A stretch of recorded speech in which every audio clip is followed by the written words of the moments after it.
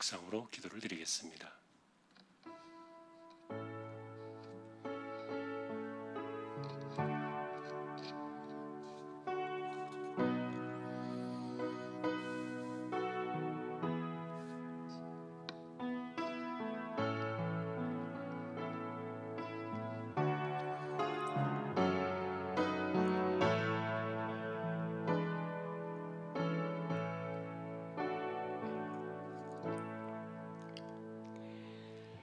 오직 여호와를 앙망하는 자는 새 힘을 얻으리니 독수리가 날개치며 올라감 같을 것이요 다른 박질하여도 곤비하지 아니하겠고 걸어가도 피곤하지 아니하리로다. 아멘. 하나님을 예배합니다. 이 시간도 부족한 저희들을 불러주심에 감사합니다. 예배하는 모든 처소에 모든 심령들 속에 성령께서 함께 하셔서 은혜를 주시고 또 예배를 주장하여 주옵소서. 우리 하나님 홀로 영광을 받으시기를 소망하오며 존귀하신 예수 그리스도의 이름으로 기도하옵나이다. 아멘. 찬송가 63장입니다.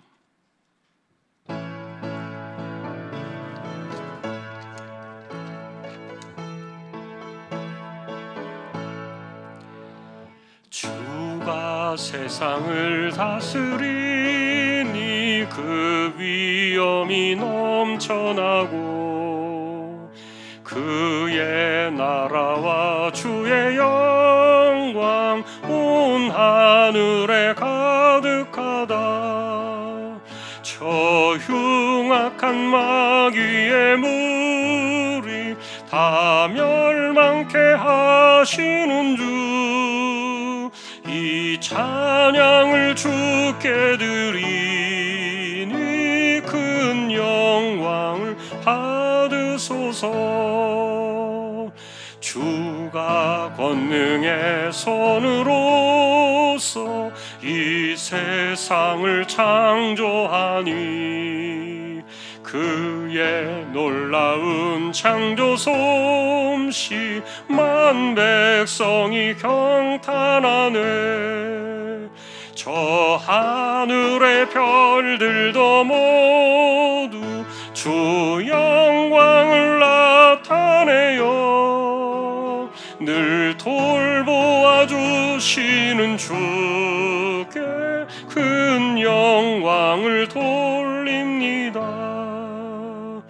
주가 세상의 피조물을 인간에게 다 맡기고 순종하라는 말씀으로 그 권위를 주셨도다.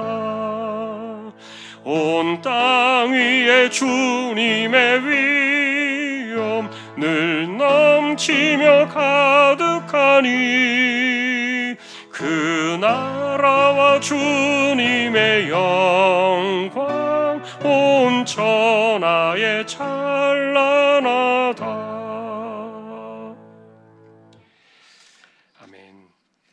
손연희 집사님 기도하시겠습니다.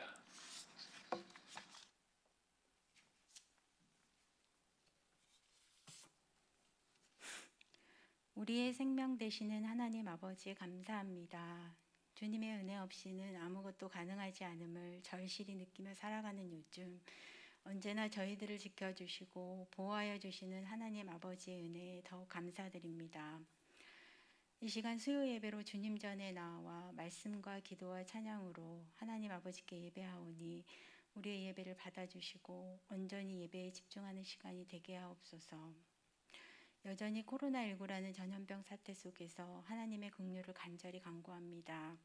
예배의 소중함과 일상에서 주시는 평안함을 당연하게 여겼던 어리석은 모습을 회개합니다.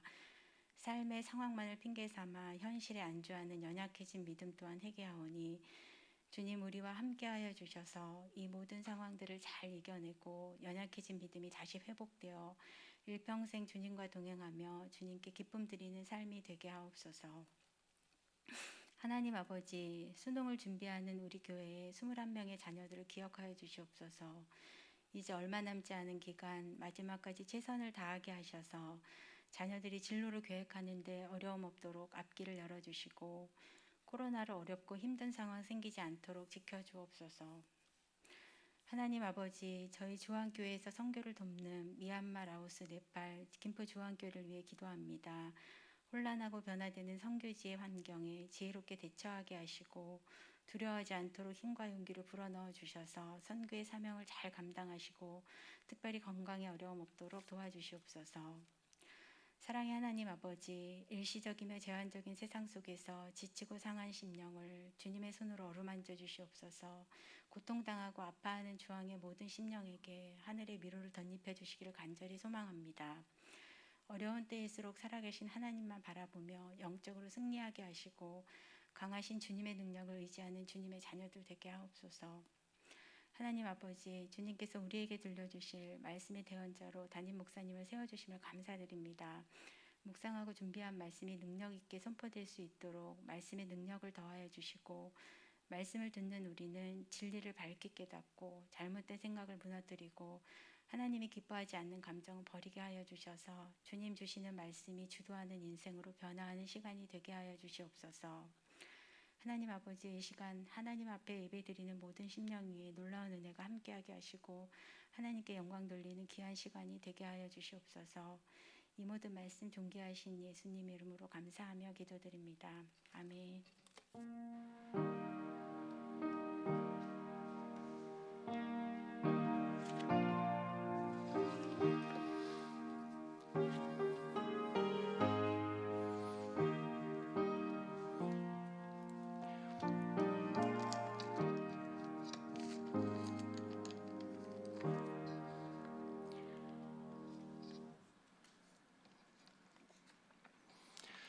오늘 말씀은 사사기 20장이 되겠습니다.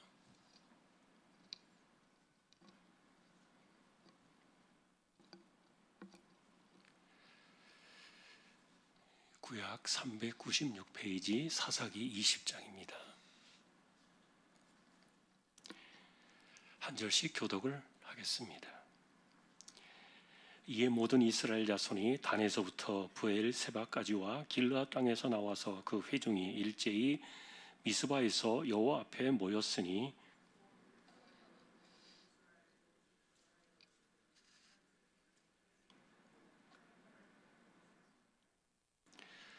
이스라엘 자손이 미스바에 올라간 것을 베냐민 자손이 들었더라. 이스라엘 자손이 이르되 이 악한 일이 어떻게 일어났는지 우리에게 말하라 하니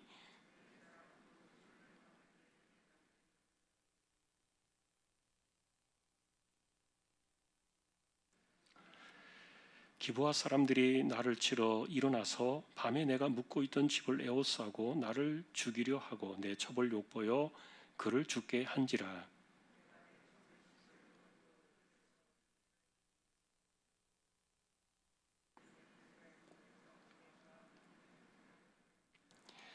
이스라엘 자손들아 너희가 다 여기 있은즉 너희의 의견과 방책을 낼지니라 하니라.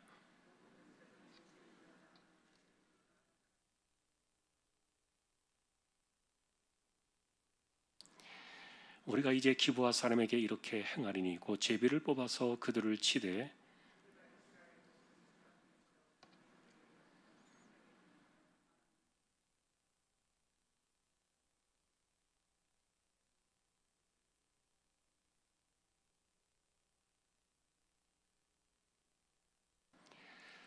이와 같이 이스라엘 모든 사람이 하나같이 합심하여 그 성읍을 치려고 모였더라.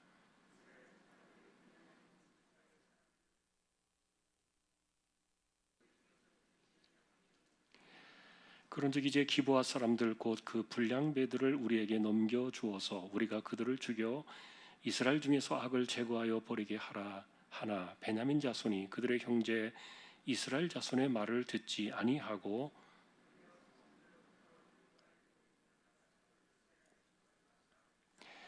그때 그 성읍들로부터 나온 베냐민 자손의 수는 칼을 빼는 자가 모두 26,000명이요 그 외에 기브아 주민 중 택한 자가 700명인데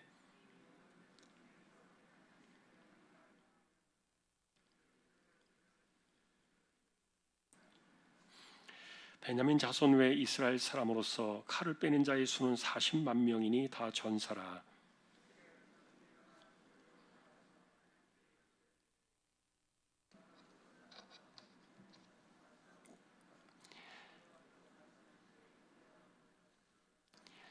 이스라엘 자손이 아침에 일어나 기브아를 대하여 진을 치니라.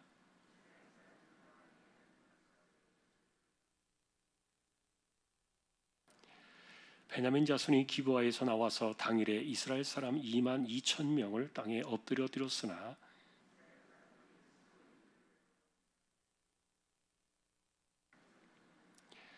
이스라엘 자손이 올라가 여호와 앞에서 저물도록 울며 여호와께 여쭈어 이르되 내가 다시 나아가서 내 형제 베냐민 자손과 싸우리까 하니 여호와께서 말씀하시되 올라가서 치라 하시니라. 베냐민도 그 이튿날에 기브아에서 그들을 치러 나와서 다시 이스라엘 자손 18,000명을 땅에 엎드려 드렸으니 다 칼을 빼는 자였더라.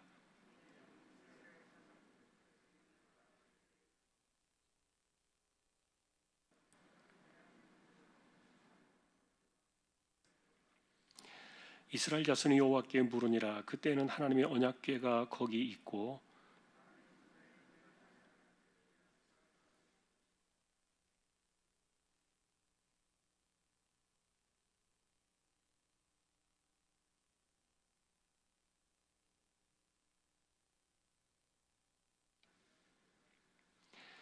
이스라엘의 기브아 주위에 군사를 매복하니라.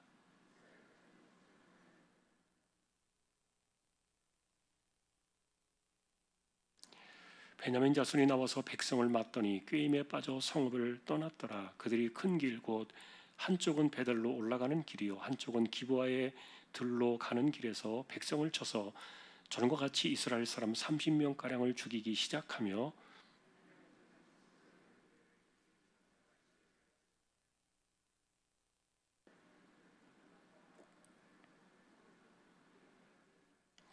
이스라엘 사람이 모두 그들의 처소에서 일어나서 바알 다말에서 전열을 갖추었고 이스라엘의 복병은 그 장소 곧 기브아 초장에서 쏟아져 나왔더라.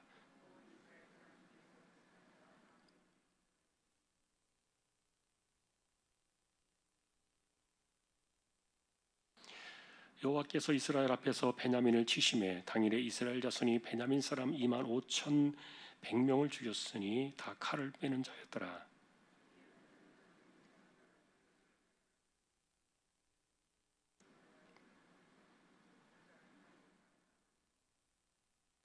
복병이 급히 나와 기브아로 돌격하고 나아가며 칼날로 온 성읍을 쳤음이더라.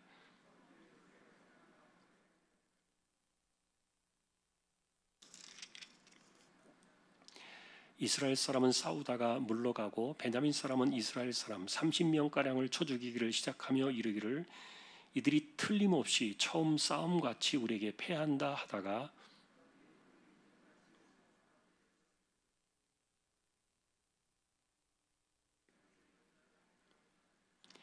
이스라엘 사람은 돌아서는지라 베냐민 사람들이 화가 자기들에게 미친 것을 보고 심히 놀라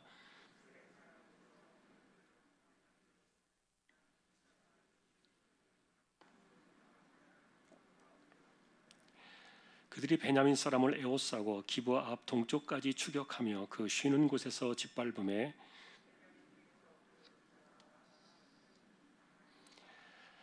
그들이 몸을 돌려 광야로 도망하였으나 림몬 바위에 이르는 큰 길에서 이스라엘이 또 5천 명을 이삭 줍듯 하고 또 급히 그 뒤를 따라 기돔에 이르러 또 2천 명을 죽였으니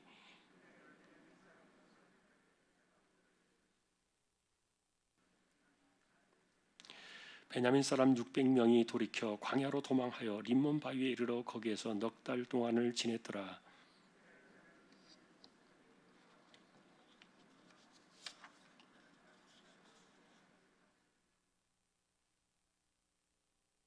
아멘.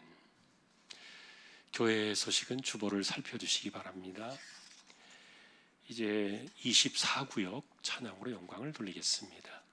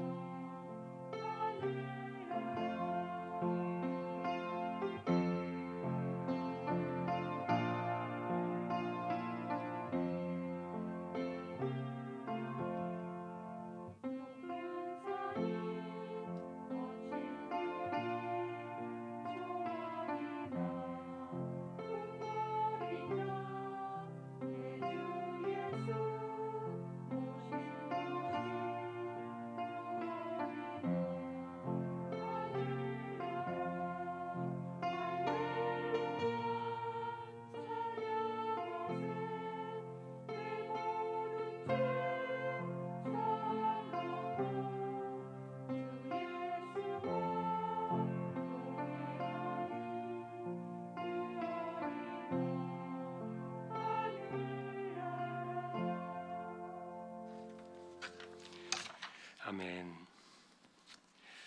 24구역을 세워주셨습니다. 감사합니다. 하나님 꼭 붙들어 주시고 또 우리가 이와 같은 때를 지나면서도 구역의 식구들 흐트러짐이 없게 하시고 믿음으로 더욱더 든든하게 붙잡아 주시기를 원합니다.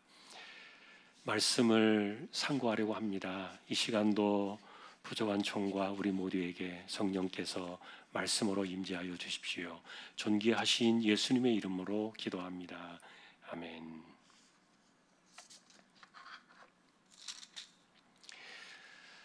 오늘은 이 전쟁의 사건이 왜 일어나게 되었는지를 지난주에 저희가 보셨습니다. 그 내용은 어떤 레위인이 그 첩을 하나 얻었는데 그 첩이 집을 나와가지고 자기 친정으로 도망을 간 그 사건 때문에 이렇게 그 아내를 찾아서 왔다가 일어났던 사건들이죠. 그런데 우리가 이제 지난번에도 제가 이 말씀을 드리면서 이 레위인이 더 나쁘다. 이 사람이 정말 나쁜 사람이다. 이제 왜냐하면은 우리가 겉으로 볼 때 이 사람은 그 레위인이었기 때문에 그 율법적이거나 아니면 형식적이거나 종교적인 모습으로는 굉장히 경건한 모양을 가지고 있는 사람으로 보여져요. 그렇게 판단이 돼요. 왜냐하면 이제 오늘 여기서 20장에서 나와 있는 전쟁이 일어나게 된 이스라엘 총회 앞에서 이 사람이 발언을 하잖아요. 자기 입장에 발언을 하고 그 다음에 이 수많은 이스라엘 백성들을 충동해가지고 그들을 전쟁터로 몰고 가게 되는 이런 것에 대해서 나름대로 명분도 있고 그 다음에 설득력도 있고 굉장히 이런 그 외적인 면에는 조건을 갖춘 사람으로 보여져요. 그런데 내면이 문제가 많았어요.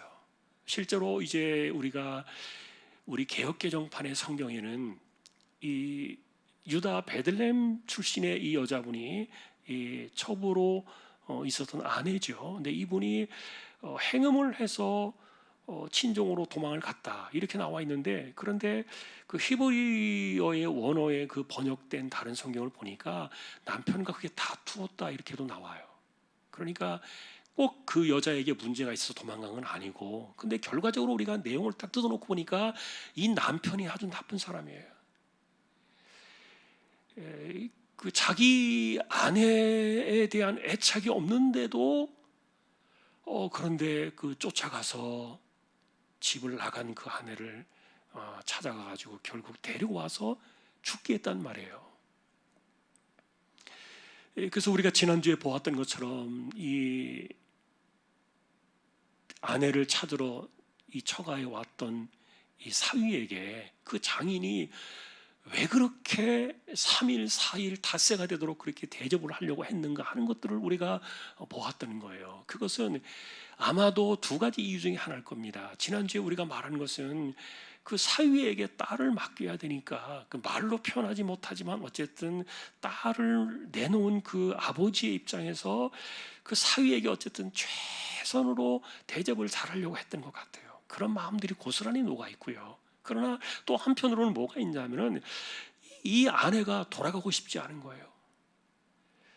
사실 여러분 이렇게 좋은 만남 속에서 그리고 좋은 관계 속에서 남편이 찾아왔다면 얼른 바로 가야죠. 남편을 따라서 바로 이렇게 다시 돌아가는 것이 원칙인데 그런데 그 이야기가 나와 있지 않지만 이 아내가 아마도 가고 싶지 않았던 것 같아요. 왜냐하면 이 사람이 남편이라는 사람이 얼마나 냉정하고 자기밖에 모르고 굉장히 이기적이고 그리고 자신을 아내로서 대접하고 그 취급해주지 않는 그런 모습들을 틀림없이 보았을 거예요. 그러니까 살고 싶지 않아서 도망을 나왔던 거예요. 그런데 이제 그 사이에 아마도 친정 아버지의 입장에서는 어쨌든 시집간 딸이니까 그래도 남편에게로 돌아가도록 이렇게 밀어내지 않았겠습니까? 그 시간이 3일, 4일 닷새가 걸린 거예요. 그래서 어쨌든 이제 이 아내도 정말 내키지 않지만 그 자기 그 친정의 얼굴도 있고 체면도 있고 이제 남편을 따라 나왔는데 그런데 그 다음날 이런 사단이 벌어지고 말았잖아요. 얼마나 이 나쁜 짓을 한 것 우리가 지난주에 봤던 내용이에요. 자기 아내를 자기가 살겠다고 자기 아내를 끌어내는 건데, 이거는 사실 그 기브아 사람들이 원했던 것은 그 동성애자들이었기 때문에 바로 그 레위인 청년을 이야기했던 겁니다. 이 레위인 젊은 사람이에요. 이 젊은 레위인 이 남자를 원했던 거지 여자들을 원했던 게 아니에요. 그러나 이 사람은 자기가 살겠다고 자기 아내를 강제로 끌어다가 그들에게 넘겨버렸던 거예요. 그러니까 밤새도록 그 아내가 능욕을 당하고 죽을 지경이 돼가지고 집에 찾아왔을 때, 그래서 지난번에도 그런 표현을 썼습니다만 문지방을 잡고 죽었잖아요. 새벽에 돌아와서. 그게 더 기가 막힌 거예요. 어쨌든 남편에게로 돌아온 게. 어쨌든 이 사람의 입장에서는, 그 당시에 시집간 사람의 입장에서는 자신의 보호자가 남편이었기 때문에. 근데 그 보호자를 믿고 따라 나온, 결국 그 친정에서 사실은 남편을 따라 나서지 말았어야 됐는데 따라 나온 것이 어쨌든 이렇게 결과가 되고 말았어요. 그 다음날 죽은 거예요. 자, 그래서 이제 이렇게 이 사람이 데리고 가가지고 그 죽은 그 아내 시신을 12조각 내가지고 보내니까, 여러분 얼마나 이게 충격적인 사건이에요. 각 지파에게 시신이 전달된 거예요. 그러니까 이게 무슨 일인가? 이게 뭐 발칵 뒤집어지지 않을 수가 없죠. 그래서 이들이 미스바에 전체가 이스라엘이 모인 거예요. 이게 총회로 모였다 그랬어요. 총회로.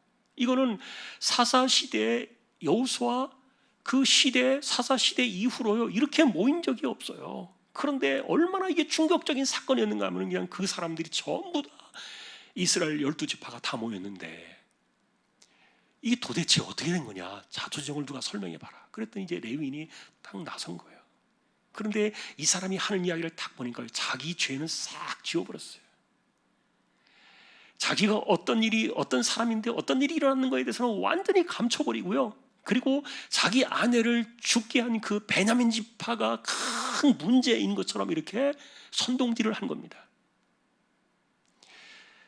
그래서 나는 아무 죄가 없다. 예를 들면 그런 거예요. 그런데 내가 잠을 자려고 아내를 데리고 집으로 돌아가는 길에 잠을 자려고 기브아에 들어갔는데 이 사람들이 나를 죽이려고 했을 뿐만 아니라 내 아내를 강제로 뺏어다가 이렇게 죽게 했다.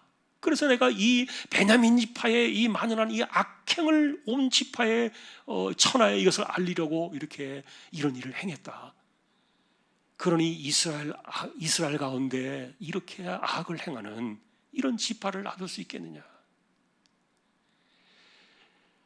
이게 명분도 맞았고요, 설명도 맞았던 거예요. 더군다나 시체가 딱 있으니까, 시신 조각들이 있으니까 이거는 딱 부인할 수 없는 증거로 이 시신이 딱 나온 거예요.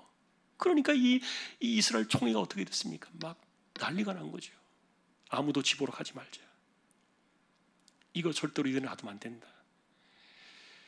그래서 우리 가운데 10분의 1을 뽑아가지고 이 베냐민 지파를 똑바로 잡자. 안 그러면 우리가 이 언약 공동체가 지금 크게 문제가 생기게 됐다. 이 베냐민 지파를 바로 잡자. 이렇게 이제 결론이 났던 거예요. 자, 그래서 우리가 이 사건을 보면서요, 우리는 두 가지 오늘 이 정리해 볼 필요가 있는데요. 첫째는 이 전쟁의 진실이 과연 뭐냐 하는 겁니다. 그리고 이 수많은 이스라엘 12지파의 전체 총회가요, 자기의 죄를, 자기의 치부를 완전히 감춰놓은, 그리고 입만 살아가지고 사람들을 이렇게 충동질하고 선동질했던 이 레위 사람의 한 사람의 이 죄악에 대해서 논란하고 있는 거예요.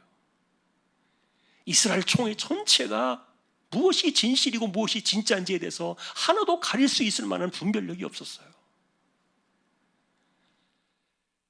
그저 흥분할 뿐이었고, 그리고 이 여론의 바람이 한번 불기 시작하니까 사람들이 이것을 걷잡을 수 없이 이렇게 몰아쳐가는데, 여러분, 그래서 이렇게 이 여론이나 사람들의 세상에 어떤 그 바람몰이나 이런 것들이요, 그렇게 참 진리 가운데 딱 부합해가지고 일어나는 경우는 많지 않아요. 제가 이런 예가 적절할지 모르겠지만 아침에도 그 말씀을 드렸는데, 몇 해 전에 우리나라에 그 광우병 사건 때문에 막 난리가 난 적이 있어요. 여러분 기억나실 거예요. 그게 얼마 안 됐으니까. 광화문에 막 사람들이 모여도 광우병 그것 때문에 우리가 먹으면 이제 뭐 사람 이 뇌에도 무슨 뭐 문제가 생기고 병이 들어가지고 죽을 거다 그러는데, 근데 시간이 지나서 보니까 그게 다 거짓으로 판명이 났잖아요. 그런데 사람들이 얼마나 그 당시에 바람을 타고 이렇게 일어났습니까? 흥분을 하고. 이 정확한 진실을 우리가 알아보지 못한 채 이렇게 사람들이 충동질에 이끌려가지고 선동되어가지고 이렇게 일어날 때는요, 이 진리가 파묻혀버리는 것들을 보게 돼요.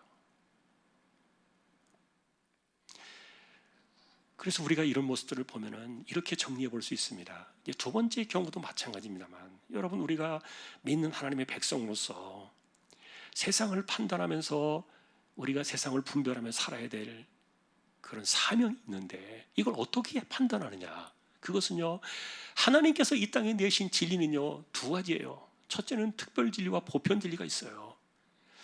여러분, 특별 진리는 뭡니까? 하나님 그분 자신과 그리고 성경이에요. 이것이 특별 진리예요. 그러니까 우리가 하나님의 그 말씀과 하나님의 어떤 문시간을 기록해 놓은 성경만 놓고 본다면 이 세상에서 유일무이한 특별 진리는 성경밖에 없는데, 그럼 나머지는 뭡니까? 나머지는 다 보편 진리. 이런 보편 진리가 사람들의 마음속에는요, 관습으로 일반적으로 들어와 있고 상식으로 들어와 있고, 그리고 우리의 양심 속에서 이런 것들이 판정을 해요. 내가 원치 않아도 양심의 거리낌이 오는 거예요. 하나님께서는 사람들의 마음속에 이런 보편 진리를 심어주셨는데, 그런데 이스라엘 백성들이 이 당시에는 이미 하나님을 떠났고 율법을 떠나 있었기 때문에 이 모든 것들을 판단할 수 있는 그런 근거들이 사라져버리고 말았던 거예요. 성경으로 이 세상을 판단하지 않으면은 사람들의 충동질과 선동에 이렇게 엄청난 사건의 소용돌이에 이들이 빠져들어가는 것들을 보게 돼요. 이 사건 때문에 지파 하나가 완전히 사라질 뻔했어요. 베냐민 지파가 몰살을 당할 뻔했잖아요. 정말 사건이 일어나는 거죠. 그래서 우리가 무엇인가 이런 일들이 있을 때 불행한 것은 어쨌든 그 이스라엘 총회 가운데서도 이 레위인의 말만 믿었지, 눈에 보이는 그 시신에 나타나는 그걸 증거라고 생각하고 그것만을 가지고서 이렇게 충동행질해가지고 일어났을 뿐이지, 이것에 대한 진실과 그리고 무엇이 진짜인지에 대해서 아무도 가려내지 못했어요. 가려내려고 하지도 않았고요. 이 한 사람 때문에, 레위인 한 사람 때문에 온 이스라엘 전체 지파 전체가 이렇게 어려운 일에 빠지고 말았던 거예요. 정말 무섭다. 자기의 죄를 덮으려고 이렇게 온 백성들의 백성들을 고통 가운데 빠뜨렸던 이 레위인의 이런 모습들이 참 무섭다 하는 것들이 첫 번째 사건이에요. 두 번째는 이제 전쟁이 일어나잖아요. 전쟁이 일어난 이야기를 좀 하고 그다음에 거기서 무엇이 문제인가를 우리가 정리해 보려고 하는데, 전쟁을 일으키려고 가지 마라 그래가지고 남은 사람들이 10분의 1씩만 뽑았는데도 40만 명이 남았어요. 그리고 이제 베냐민 지파에게 이제 이야기를 하는 거죠. 사람들이 모였다는 소식을 베냐민도 들었고요. 그런데 그 베냐민도 이들이 왜 모였는가를 들었을 거 아니에요. 이유를 알았을 거 아니에요. 그런데 이스라엘 그 대표들이 사람을 보내가지고 말하기를, 우리는 집밖에 싸울 이유가 없다. 우리 형제 아니냐. 그러니 이 못된 짓을 했던, 사람을 죽게 만든 이 망령된 일을 행한 그 불량배들만 내놔라. 그러면 그들만 우리가 율법대로 하고 이것은 우리가 덮고 가자. 이렇게 이제 조용히 지나가려고 했는데, 그런데 문제는 베냐민 지파가 들고 일어났던 거예요. 이것이 이제 두 번째 큰 사건이에요. 자, 그들은 왜 들고 일어났을까? 어쨌든 이들이 모여가지고 2만 5천 명이 모였고, 그 다음에 그 가운데 기브아 성읍에 있는 700명이 왼손잡이 전부 이 물매에 뛰어난, 이 물매에 뛰어난 700명이 합세가지고 2만 5천 700명이 이들이 다 모여가지고 전쟁을 준비하는데 40만 명 대 2만 5천 명이 상대도 안 되는 거예요. 그런데 베냐민 지파가 왜 이렇게 이들이 기를 쓰고 이 이스라엘 전체에 맞서서 싸우려고 했을까? 이게 우리가 주목해 봐야 될 두 번째 숙제인데, 자, 결과적으로 어떻게 되었습니까? 이 전쟁의 결과는 중요한 것은 이 전쟁 자체를 선동질하기 위해서 모아놨던 이 이스라엘 총회가 모여서 전쟁을 했던 이것은 아까도 말했던 것처럼 레위인 한 사람의 패역함이 만들어낸 잘못된 것이라 그렇게 말했기 때문에, 그래서 하나님이 이 사건도 심판을 하십니다. 치리를 하시는 거예요. 그리고 이 사건에 대해서 베냐민도 자신들의 죄를 인정하고 그리고 함께 이 모든 문제를 화합하는 가운데 잘 풀어나가려고 생각은 하지 않고 맞서서 싸우려고 칼을 빼어들었기 때문에 베냐민도 하나님 앞에서 심판을 받은 거예요. 양쪽 다 심판을 받았어요. 이게 무슨 말이냐? 전쟁을 했는데 첫날 이 사람들이 물었죠. 우리 누가 올라갈까요? 그랬더니 하나님께서 유다가 올라가라 그랬어요. 처음에 첫날에. 근데 여러분, 이 유다는 왜 올라가라는가 하면 그 죽은 여자가 유다 지파예요. 그러니까 너희 지파 사람이 죽었으니까 너희가 먼저 올라가라. 그래서 이 유다 지파가 올라왔는데 그 다음날 어떻게 됐습니까? 첫날 전쟁에서, 이 첫 번째 전쟁에서 22,000명이 죽임을 당했어요. 베냐민한테. 말도 되지 않는 이런 전쟁에 이런 그 이상한 사건이 벌어진 거예요. 그래서 놀라가지고 이스라엘 사람들이 울면서 하나님께 나와가지고 그날 저녁에 전열을 정비하고 다시 물었어요. 하나님, 어떻게 된 겁니까? 내일 우리가 올라가야 되나요? 형제와 싸워야 되나요? 말아야 되나요? 이렇게 했더니 하나님께서 내일도 올라가라. 올라가 쳐라. 이렇게 얘기했는데 그 다음날 또 몇 명이 죽었습니까? 18,000명이 죽었어요. 이틀 사이에 4만 명이 죽은 거예요. 정말 생떼 같은 자식들이, 이 젊은 피 같은 이 청년들이 4만 명이 이틀 사이에 아무 이유 없이, 이것도 이 레위인 이 한 사람 때문에, 이 잘못한 이 패역한 이 사람의 죄악 때문에 이 4만 명이 죽임을 당한 거예요. 그런데 이 사건이 이렇게 있고 나니까 이상하잖아요. 40만 명 대 2만 5천 명인데 이 상대가 안 되는 전쟁인데 어떻게 이렇게 이스라엘이 연이어서 계속해서 사람이 죽고 참패를 당하는가? 그러니까 이 전쟁 자체가 잘못됐다는 것을 하나님께서 그들을 치신 거예요. 그래서 중요한 것은 하나님께 물었잖아요. 물었는데 올라가라 그랬는데 이렇게 망했잖아요. 그래서 사람들이 이렇게 궁금하게 생각하는 겁니다. 하나님이 거짓말을 하시는가? 여러분, 거짓말하신 적이 없어요. 하나님은 거짓말할 수 없잖아요. 올라가라 하셨어요, 하나님이. 그러나 내가 이기게 하겠다 하지는 않으셨어요. 이건 뭡니까? 허용하시는 겁니다. 허용. 여러분, 우리가 그런 거 알고 있잖아요. 실제로 하나님 앞에서 사람들이 자기의 뜻을 관철시키기 위해서 하잖아요. 고집 부리고 그렇게 하잖아요. 그러면 하나님께서 허용을 하실 수 있습니다. 그러나 하나님의 뜻대로 응답하시는 것은 아닌 경우가 있어요. 이런 케이스가 그런 거예요. 그러니까 사람들이 예를 들어서 성도들 간에 아니면 교회 내에서 싸움이 벌어졌을 때 불행하게도 이 신앙을 갖고 있다고 생각하니까 기도하면서 싸운단 말이에요. 근데 하나님께서 그들의 마음속에, 기도하는 사람 마음속에 확신을 주는 것 같아요. 바로 이 사람들이 이틀 동안 답을 들은 것과 비슷한 거예요. 그런데 결과는 어떻게 됩니까? 이들이 죽고 말았어요. 22,000명, 18,000명. 하나님이 기뻐하시지 않는 이런 것들은, 처음부터 잘못된 이런 것들은, 이거는 그 결과가 결코 좋을 수 없는 거예요. 그런데 세 번째 날에는 이제 이들이 그래서 정신을 차리고 그제서야 금식을 하고 울면서 하나님 앞에 화목제하고 번제를 드렸어요.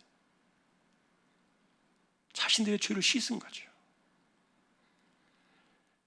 그래서 자신들을 올바로 하나님 앞에 먼저 세우지 않냐고 기도만 한다고 해서 이것이 되는 것이 아니었는데, 이렇게 하고 나서 그랬더니 그것을 어디서 그랬느냐? 비로소 이제 대제사장 비느하스에게 온 거예요. 이분이 아론의 손자였는데 그때 비느하스가 거기 살아 있었는데 나이 많은 할아버지죠. 그래서 이 비느하스가 이 번제와 화목제를 드리고 나서 그 다음에 하나님께 물었던 거, 그랬더니 내일은 내가 너희 베냐민 지파를 너에게 주겠다 그랬어요.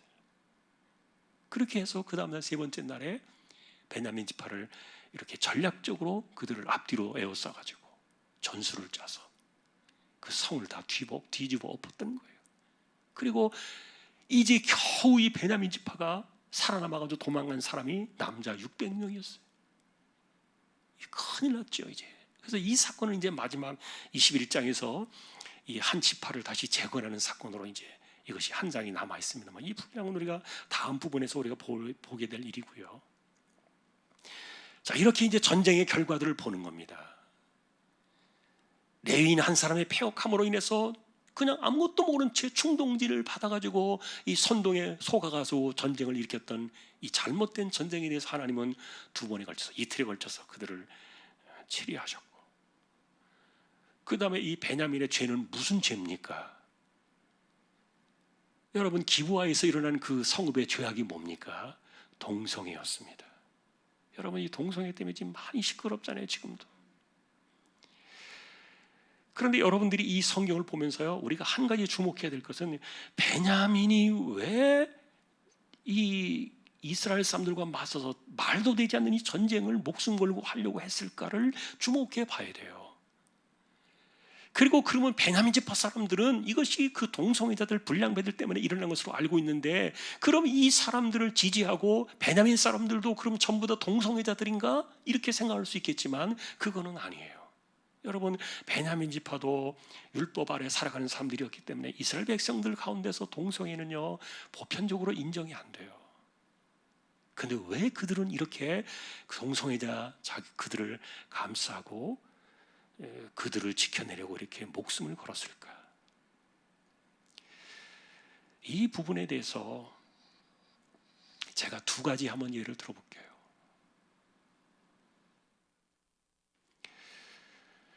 어떤 어머니가 이런 얘기를 하시더라고요.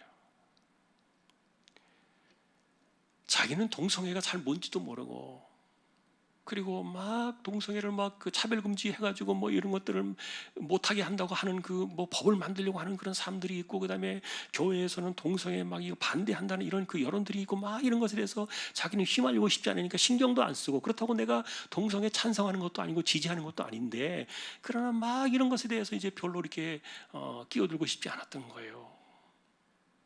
자, 그런데 이 사람이 동성애자는 아니었는데, 그런데 어느 날 갑자기 덜컥 무슨 일이 생기는가 하면 그 아들이, 다 큰 아들이 자기가 동성애자라고 커밍아웃을 한 거예요. 깜짝 놀랐죠.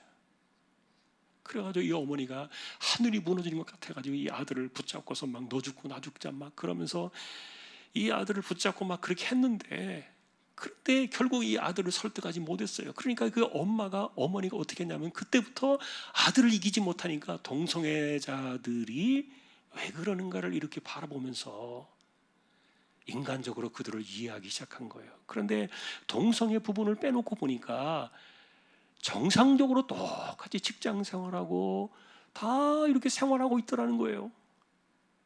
그래서 이 어머니가 생각하기를 자기 아들 때문에 동성애자가 다 괴물은 아니구나, 이렇게 생각을 하면서 자기가 생각을 바꾸었다는 거예요.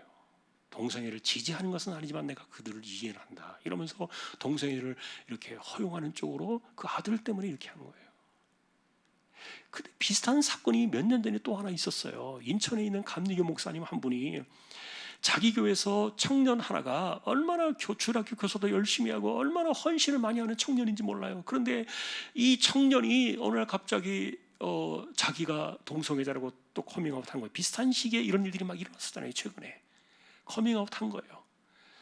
그래서 이 목사님도 충격을 받았죠. 이렇게 멀쩡한 애가, 이렇게 교회에서 봉사도 잘하고 헌신 잘하는 애가 이 동성애자라고 이 커밍아웃 하니까 너무 놀랐는데, 그런데 이 충격을 이렇게 자기가 추스리고 있는 그때 이제 그 청년을 이렇게 보니까 애가 그거 빼고는 정상적으로 교회 생활도 잘하고 애들도 뭐 이렇게 봉사도 잘하고 헌신 잘하는 거예요. 그래서 이 사람이 이제 이 청년애가 자기 동성애자들 인천 그 어디 뭐 단체에서 있을 때 자기 목사님을 모셔다가 순서 하나 맡아가지고 축복 기도를 해달라 이렇게 한 거예요. 고민이 됐어요, 이분이 갈까 말까 하다가. 근데 어쨌든 이 우리 청년이니까 내가 영혼을 살리겠다 이래가지고 이 사람이 갔네요. 가서 그 축복 기도를 했네요. 그런데 이제 이게 문제가 됐잖아요. 교단적으로 문제가 됐잖아요. 그래서 교단에서 막 재판국이 일어나고 이 사람을 너 회개하고 사과하고 빨리 여기 끊고 돌아오지 않으면 면제 그 제명시키겠다, 이렇게 이제 막 했는데 제명을 시키려면 나는 뭐 사회법정에도 고소하겠다 이렇게 돼버린 거예요. 근데 이분이 처음부터 그랬던 사람은 아니에요. 자기도 동성애자 인정할 수 없어요. 여러분, 목사 가운데 동성애자 인정할 수 있는 목사가 누가 있겠습니까? 그거는 목사가 아니죠.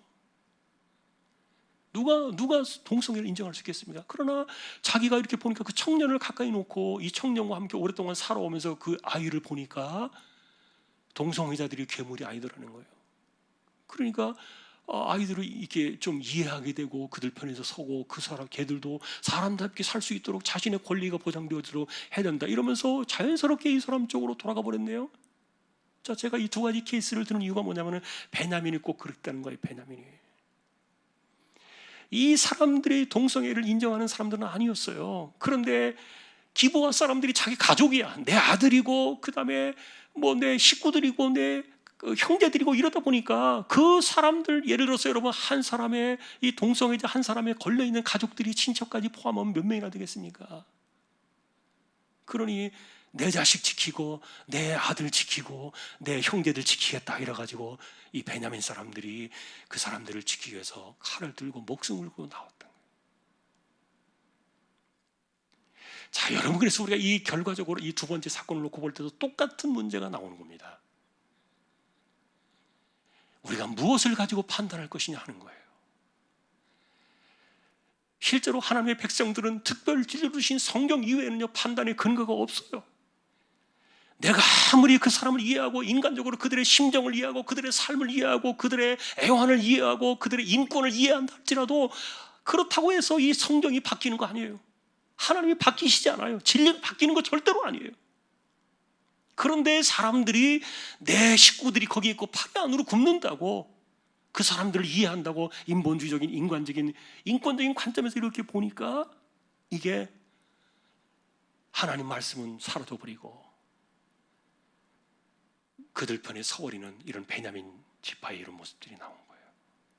이게 두 번째 베냐민 지파가 우리에게 보여주는 무서운 교훈이에요. 일반적으로 여러분, 예를 들면 막 교회가 뭐 너무 뭐 많이 나갔다 뭐 이렇게 이야기들을 막 공격하고 그러죠. 일반 이 동성애나 차별금지를 주장하는 사람들은 교회가 너무 뭐 이렇게 앞질러가지고 많이 이렇게 말한다 그러는데, 실제 여러분들 예를 들어서 동성애가 허용이 되어지고 그다음에 동성애 부부를 합법화시키려고 막 법을 올리잖아요. 국회에서 남자 둘이 부부가 돼요. 그런데 예를 들어서 어느 날 갑자기 내 아들이 남자 하나를 딱 데려가지고 이 아들이 며느리예요 라고 말하면 그게 여러분 부모 입장에서 이해가 되겠냐고요. 이게 특별 진리가 아니라 할지라도 일반적인 보편 진료와 간섭적으로도 이건 허용이 될 수 없는 거예요. 그런데 사람들이 지금도 침묵하고 가만히 있는 사람들이, 그리고 동성애를 지지하지 않지만 그들을 암묵적으로 이렇게 인정해주고 인권적으로 바라보자라고 말하는 사람들이 왜 그러냐면은 실제로 그 가운데는 대다수가 팔이 안으로 굽는 것처럼 그런 사람들이 연루되어 있다 보니까 그들을 보는 거예요. 그래서 여러분, 우리가 이 세상을 판단하고 분별하는 가장 중요한 것은 특별 진리신 하나님 말씀이지 인권이 아니에요. 그리고 사람들의 어떤 그 인간적인 이해가 아니에요. 내가 이해가 부족했기 때문에 그런 것들을 그렇게 하는 게, 우리는 성경으로 보는 건데. 그러니 예수님께서도 하나님의 나라를 위하여 자신의 부모나 형제나 가족이나 자식을 버리라 그러잖아요. 이게 무슨 말입니까? 우리가 버려야 될 상황이 오면은요, 그게 내 자식이기 때문에 내가 끌어안고 내 같이 망하겠다, 이게 아닙니다. 하나님의 백성들은 진리에서 벗어나는 경우에는, 이 특별 진리에서 벗어날 때는 그들이 자식이라 할지라도 그들을 끌어내야 되는 거예요. 그래서 버리는 자가 하나님 나라에 합당하다고 말하는 거예요. 그런데 베냐민 지파는 그게 아니었던 겁니다. 그들을 죽게 내버려둘 수 없다. 그들도 우리 형제인데, 우리 식구들인데 우리 같이 싸워야 된다. 그들을 지켜야 된다. 보호해야 된다. 이래서 말도 되지 않는 이 2만 7천 명, 2만 5천 명이 칼을 빼들고 40만 명과 상대하겠다고 싸움을 나갔던 거예요. 하나님 이들을 다 몰살시켰어요. 겨우 600명만 살려놓으셨어요. 우리는 이 두 가지 사건을 동시에 20장에서 보는 겁니다. 그래서 이 사건과 이 사건의 근본적인 이 20장에서의 핵심은 우리로 하여금 큰 숙제를 던져주는 거예요. 누가 진짜 하나님 백성이냐 하는 겁니다. 피보다 진한 것이, 물보다 진한 것이 피라 그랬고, 이 세상에서 그 어떤 것도 크고 무거운 것이 혈연 관계일지 모르겠지만, 그러나 냉정하게 그것보다도 이 하나님의 나라에서는 그것을 끊어낼 수도 있어요. 이걸 끊어낼 수 있느냐? 왜냐하면 그 기준과 그 원리는 특별 진리로 우리에게 주신 하나님의 말씀 성경이기 때문에 그래요. 내가 이해한다고 성경이 바뀌는 게 아니잖아요. 내가 마음을 좁게 쓴다고 해서 하나님이 그렇게 허용하시는 것이 아니잖아요. 오늘 우리는 그래서 이 두 가지 진리 속에서, 특별 진리와 보편 진리 속에서 우리는 정말 정확한 분별력을 가지고 세상을 바라봐야 돼요. 또 하나 우리가 앞서서 나갈 수 있는 것 가운데 하나는, 앞에 우리가 이제 정리해 본다면은 우리는 분별력이 필요하다. 이 충동질에 우리가 파묻히고 사람들의 선동적인 이런 그 바람에 파묻혀가는 것이 이게 하나님 앞에 옳지 않다. 둘 다 하나님께서 치셨던 거예요. 그래서 이스라엘도 치고 베냐민도 치고, 이것이 오늘 20장에 나와 있는 고스란히 드러나는 결과예요. 오늘 우리는 하나님 앞에서 서서 살아가야 합니다. 말씀을 정리합니다. 우리는 누구냐? 우리에게 주신 특별 진리를 붙잡고 살아가는 사람들이에요. 어떤 누군가의 명분과 선동과 충동질이 중요한 것이 아니라 성경을 가지고 쫙 이렇게 봐야 되는데, 이런 것들이 없어지다 보니까 이렇게 수많은 사람들이 그냥 한 사람이 입에 놀아나가지고 싹 빨려 들어가고, 또 이 동성애자들의 이런 그 팔이 안으로 굽는다는 이런 그 자신들의 논리 때문에 그들을 지키겠다고 이렇게 죽음의 사지로 다 몰려가는 이런 것들이 너무너무 불행한 모습인데, 이게 지금도 비슷하게 이런 일들이 우리 안에 일어나고 있다는 것을 보게 됩니다. 오늘 우리는 진리 안에 바로 서야 되고요. 우리의 삶의 정확한 기준은 특별 진리로 주신 성경밖에 없어요. 우리는 거기에 분명히 있어서 이 세대를 분별하고 우리의 삶을 해석하고, 또 우리가 분명하게 하나님의 뜻을, 그것은 손댈 수 없는 진리라는 사실을 기억하면서 그렇게 신앙을 지켜나가고 믿음을 지켜나가면서 하나님의 백성으로 살아가는 우리 모두가 될 수 있기를 주님의 이름으로 축원합니다. 찬송하겠습니다. 270장입니다.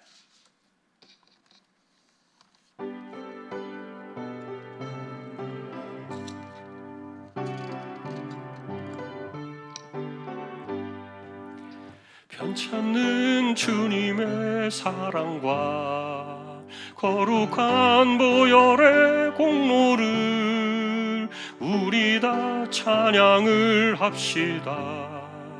주님을 만나볼 때까지 예수는 우리를 깨끗게 하시는 주시니, 그의 피 우리를 눈보다 더 희게 하셨네.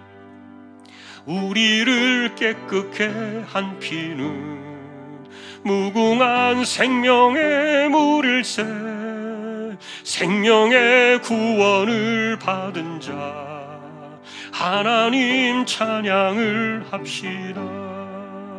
예수는 우리를 깨끗게 하시는 주시니, 그의 피 우리를 눈보다 더 희게 하셨네. 주님의 거룩한 보혈을 날마다 입으로 간증해 담대히 싸우며 나가세.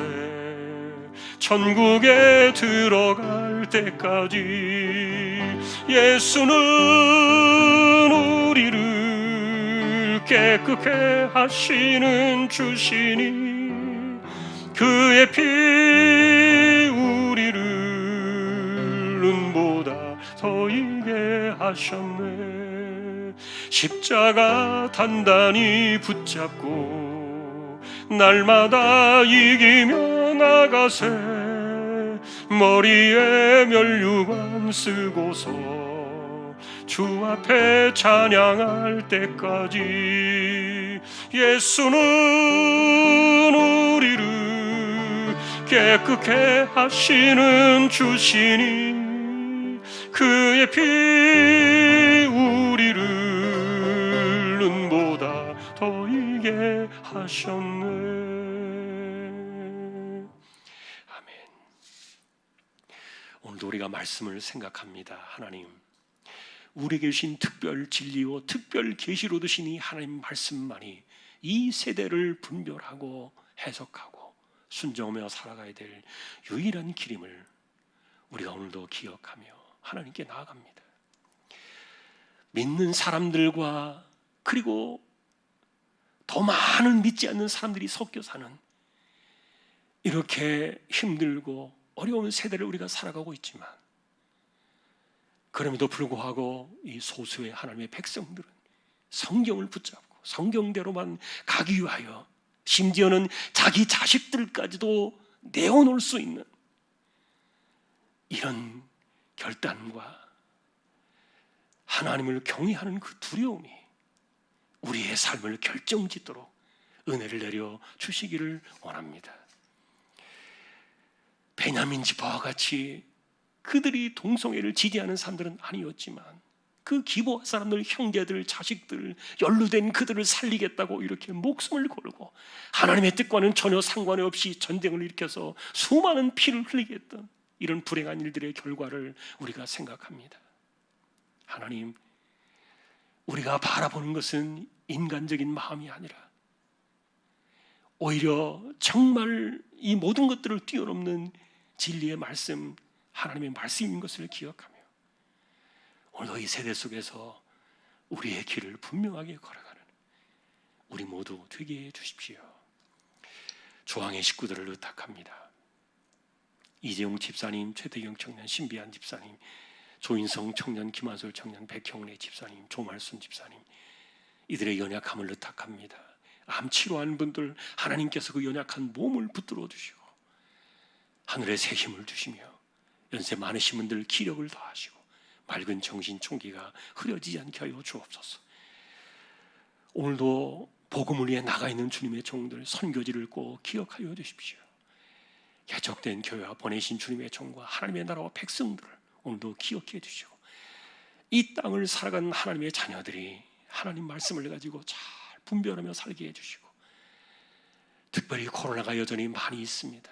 백신은 맞았지만 그러나 2,000명이 넘는 이런 많은 감염자들이 너무도 작년과는 비교할 수 정도로 많은 숫자가 우리 곁에 있는데 끝까지 모든 것들이 낮춰질 때까지 우리가 지혜롭게 이 세대를 잘 헤쳐나갈 수 있도록 지켜주시고 무탈하게 하나님께서 붙잡아 주시기를 원합니다.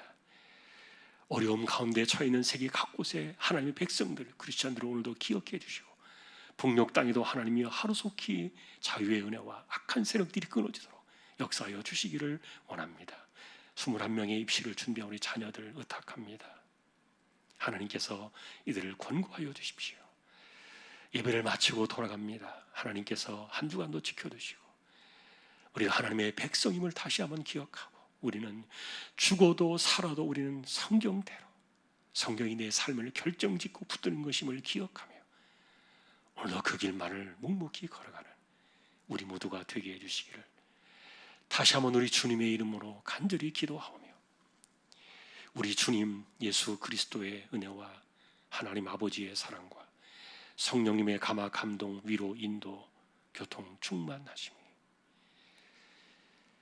하나님 앞에서 세대를 분별하고 여기저기 휩쓸리지 아니하고 또 인정에 끌리지 아니하고 오직 하나님의 뜻과 말씀을 따라 이 세상을 분별하며 승리하기를 원하는 우리 모든 심령들, 조항의 가족들 위해 이제로부터 영원까지 함께 있을지어다.